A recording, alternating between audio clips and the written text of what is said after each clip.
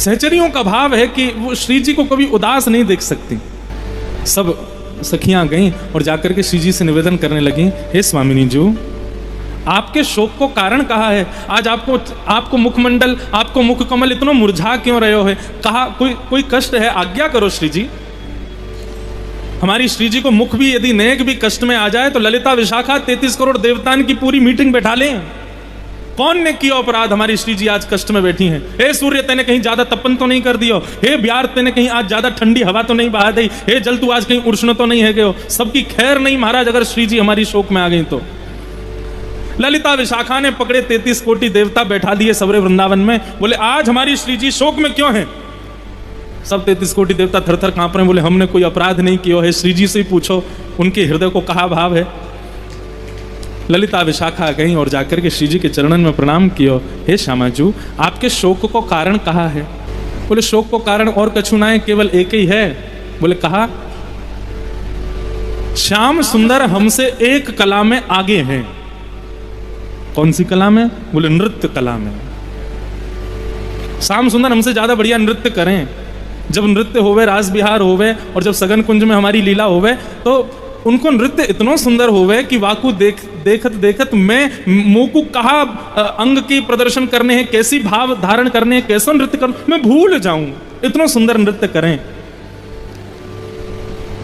सब सखियां बोली तो ये आपके शोक को कारण? बोले शोक को कारण ये ना है, शोक को कारण ये है कि मैं श्याम सुंदर से नृत्य सीखना चाहूं और आज मैं जाऊंगी, श्याम सुंदर के पास जाऊंगी, उन्हीं से नृत्य सीख के आऊंगी।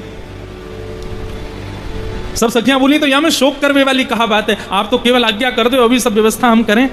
हाँ भाई, रथ मंगाओ, चवर डुराओ, इत्र की बौछार करो, गुलाब चल झड़कते भय चलो, जय जयकार करते भय चलो, पुष्प की वर्षा करो। आज श्री जी को लेकर के श्याम सुंदर के पास जाएंगी नृत्य सीखवे के काजे। तो गायन की जब बात आवे तो हमारी श्री जी आगे हैं, लेकिन जब नृत्य की बात आवे तब हमारे ठाकुर जी आगे हैं। तो आज श्री जी बोली कि हम जाएंगी नृत्य सीखवे। दो काम पूर्ण होंगे, एक तो नृत्य सीख आएंगी, दूसरा श्याम सुंदर को निहार आएंगी। ललिता विशाखा ने रथ मंगा लिए महाराज, चमर डुरा रही हैं, पुष्प वर्षा कर रही हैं, पूरे मार्ग में गुलाब जल को छिड़काव कर दियो। बोले तैयारी रखो, पूरा प्रोटोकॉल बनाओ। बोले क्यों? श्री जी जाएंगी। जैसे किशोरी जी बाहर आई, बाहर आकर के देखे रथ खड़े हैं, चवर्ण डुराए जा रहे हैं, पुष्प बरसाए जा रहे हैं और इत्र के छिड़काव हो रहे हैं। श्री जी बोली ये सब कहाँ है रो? ललिता विशाखा बोली आप नृत्य सीखने जाओगी ना तो लेके चलेंगे आपको। बोले नृत्य सीख वे विद्यार्थी बन के जानो, राजा बन के नहीं जानो। ये सब वापस करो, ये रथवत में बैठ के नहीं जाएंगे, हम पैदल पैदल जाएंगे। ललिता विशाखा बोली जो आ गया, रथवत वापस कर दिए, सब सखियां तैयार हो गई, चलो श्री जी।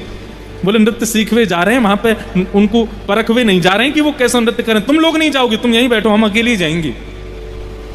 ललिता विशाखा बोली ये काम नहीं हो सकता, अकेले तो हम आपको कभी नहीं भेजें।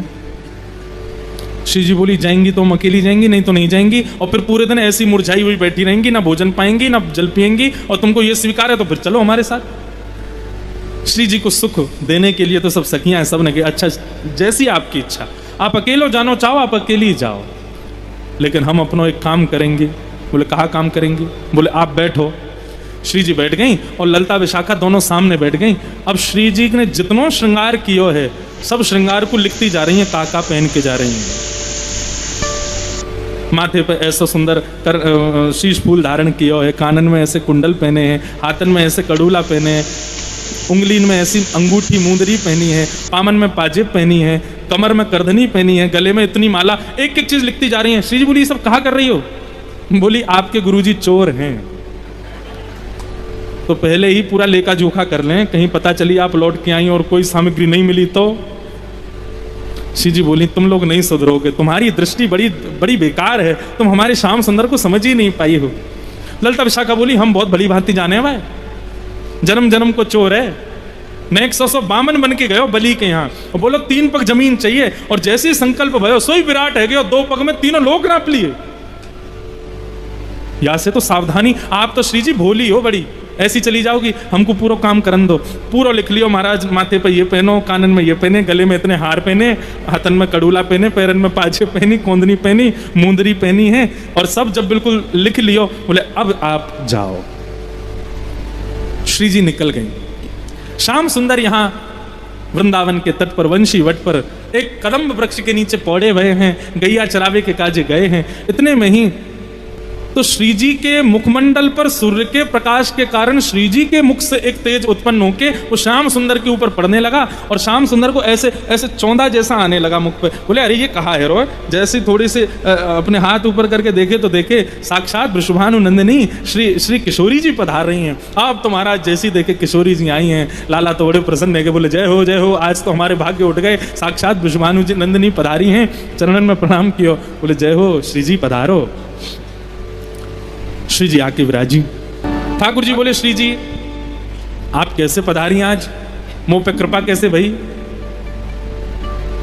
बोले हम आपसे नृत्य सीखवे आई हैं। बोले अच्छा हमसे नृत्य सीखवे आई हो आज? बोले हाँ।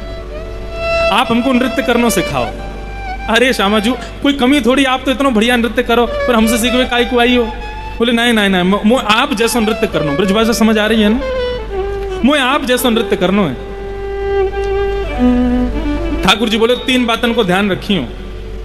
पहली बात जैसो गुरु बतावे वैसो पालन करियो। दूसरी बात भाव में बिल्कुल भी भंगिमा नहीं होनी चाहिए। यदि नृत्य करते करते आप श्रमित रह जाओ तो मुखमंडल पर दिखाई नहीं देना चाहिए।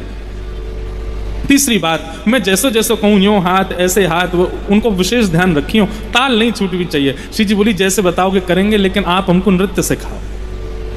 अब सामने ठाकुर जी खड़े हैं, वंशी आदि सब कदम के नीचे धर दई और उनके सामने श्री जी खड़ी हैं। अब ठाकुर जी उनको नृत्य करना सिखा रहे हैं और सामने श्यामा जी नृत्य कर रही हैं। ठाकुर जी कह रहे हैं श्री जी आपको नृत्य करने की कहाँ आवश्यकता है? श्री जी बोली क्यों? बोले आप तो केवल अपनी भ्रगुटी टेढ़ी कर ले, वही से ही सब नृत्य करने लग जाएं। ठाकुर जी जब नृत्य करें तब उनको देख करके सब नृत्य करें, लेकिन हमारी किशोरी जी तो ऐसे भ्रगुटी टेढ़ी कर लें तो वृक्ष पर बैठे हुए पशु पक्षी भी नृत्य करने लग जाएं। हे किशोरी जी वास्तव में आपको नृत्य सीखने की जरूरत नहीं है। क्यों? मोए नृत्य करवे के काजे हाथन के अंग प्रत्यंग बनाने पड़े, पैरन के अंग प्रत्यंग पैर आगे पीछे करने पड़े, लेकिन आपको नृत्य तो केवल भौं ऊपर नीचे है जाए वैसे ही नृत्य है जाए। आपको नृत्य की कहाँ आवश्यकता? मुंह को आकर्षण करवे के काजे त्रिभंग लली बन के खड़ो होना पड़े, लेकिन आप तो केवल अपनी तिरछे कटाक्ष से कोई को देख ले होगी वही से मोहित है जाएगा। किशोरी जी क्या कर रही हैं? नाचते नाचते अब ठाकुर जी कहें ऐसे ऊपर भुजा करो, ऐसे नृत्य करो, तो किशोरी जी कर तो रही है लेकिन जबरदस्ती अपने भाव को भंग कर दें, जबरदस्ती हाथन को उल्टो सीधो कर दें। ठाकुर जी कहें अरे ऐसे नहीं करना, ऐसे करना है। तो फिर श्री जी कहें आप ही बताए दो आके कैसे करना है। ठाकुर जी बोले सब जानना हूं मैं मन की बात, ये नृत्य वृत्य तो सब भानो है, आप मुंह को देखवे आइयो। श्री जी बोली क्यों, कौन हो तुम? बोले मैं बड़ो मलूक हूँ, यहाँ हमारे मुंह को देखवे आइयो आप। मैं जानू मेरे रूप देखवे में आपको सुख मिले।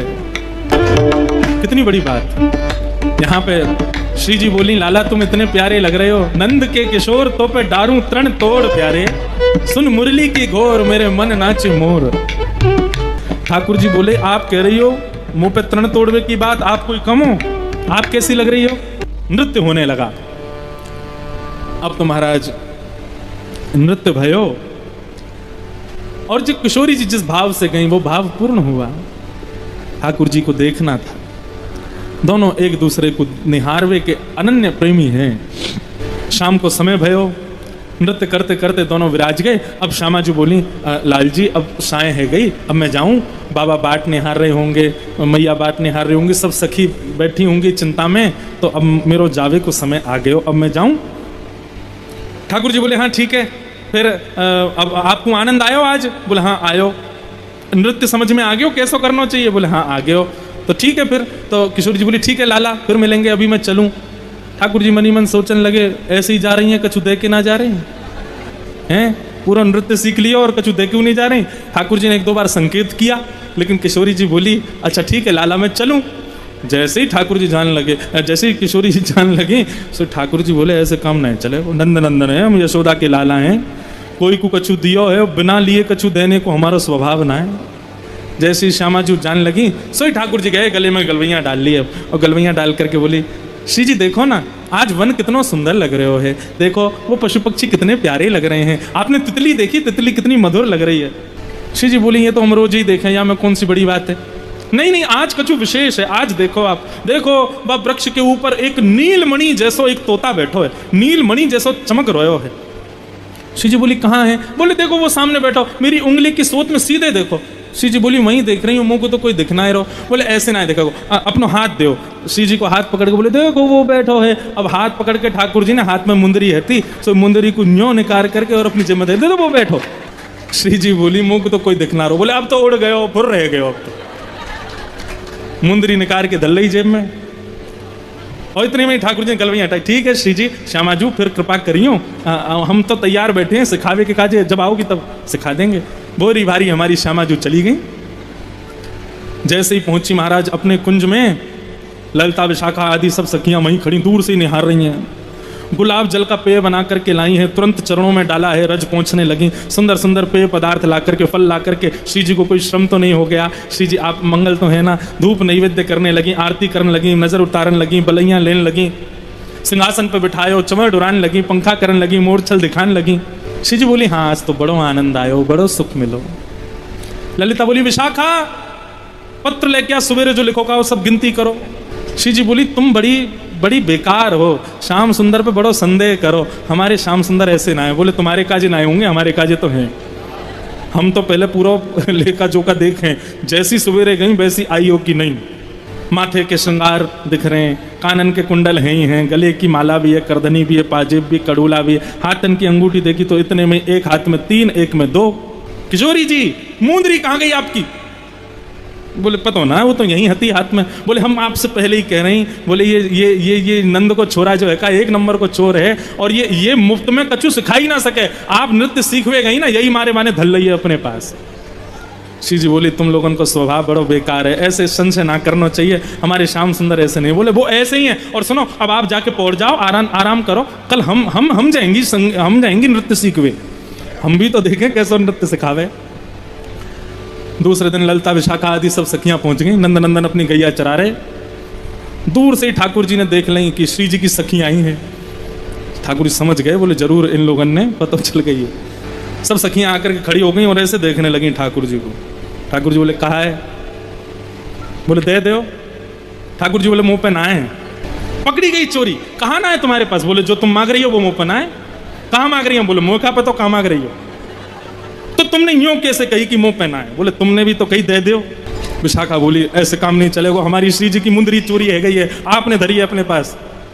बोले मुंदरी ना चुरा में, हम तो तुम्हारी श्री जी चुरा लेंगे काउ दिना।